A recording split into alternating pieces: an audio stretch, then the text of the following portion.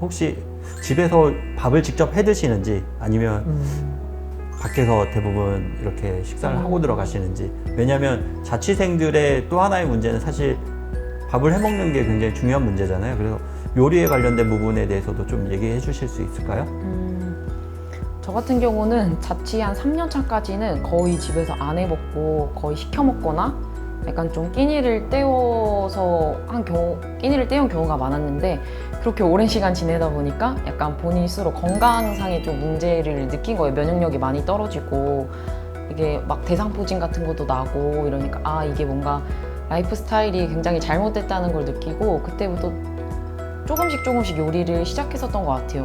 되게 작은 것부터 뭔가 밥을 직접 해본다든지, 뭔가 유튜브를 보고 뭐 국을 하나씩 끓여본다든지 이런 식으로 요리를 조금씩 시작해서 지금은 거의 좀 요리를 많이 해서 먹는데, 네, 약간 좀 요리라고 하면은 되게 좀 어렵게만 느끼고 뭔가 좀 허들이 높다고 생각을 하는데, 요새 유튜브에도 되게 잘 나와 있고 블로그나 이런 것에서도 잘 나와 있으니까 조금씩 하나씩 시도해 보면은 자기가 할 수 있는 요리의 가지가 생겨나는 거니까, 이렇게 막 어렵지 않게 좀 차근차근 하면은 그게 또 뭔가 되게 좀 자신감이 되거든요. 아, 나 이것도 할 수 있고 저것도 할 수 있고, 나 완전 자취생인데 집에서 다 해먹고, 약간 이런 자신감이 될 수 있으니까, 네, 뭔가 조금씩 해먹는 게 건강상이든 어떤 스스로를 돌보는 어떤 행위적인 측면에서도 굉장히 도움이 될 거라고 생각이 들어요.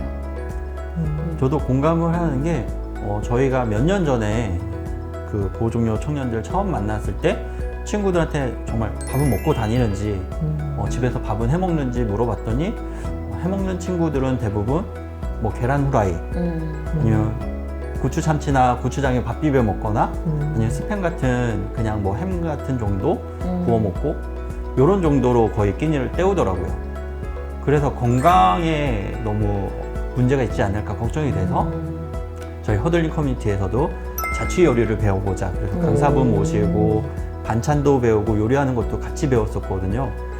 그렇게 하다 보니까 친구들이 조금씩 할 수 있는 요리 가지수도 늘어나는 건 물론인데 거기서 친구들이 좀 어려움을 느끼는 건 재료 같은 거 사면 혼자 먹기에는 양이 너무 많기도 하고 보관이 맞아요. 어렵다. 혹시 그런 어려움이나 이런 경험이 있을까요? 저 말씀해주신 부분 때문에 해먹질 않아요. 거의 시켜 먹거나 아니면은 뭐 이게 요즘은 또 시켜 먹는 게 또 경제적이에요. 왜냐면 음식이 너무 잘 나오기 때문에 먹고 다음날 또 먹을 수 있으니까 요리는 잘 안 하는 편이에요. 근데 부재료들은 가끔씩 보관을 해요. 예를 들면은 뭐 마늘을 선물을 받는다거나 하면 빻아서 꼭 넣어놓고 대파를 좀 샀다 그러면은 다 잘라가지고서는 냉동실에 얼려놓고 이렇게는 하거든요. 간단한 요리할 때는 사용해야 되니까 네, 그런 부분은 조금 있는데 요리는 잘 안 하는 편입니다. 저 같은 경우는 시장을 많이 이용을 해요.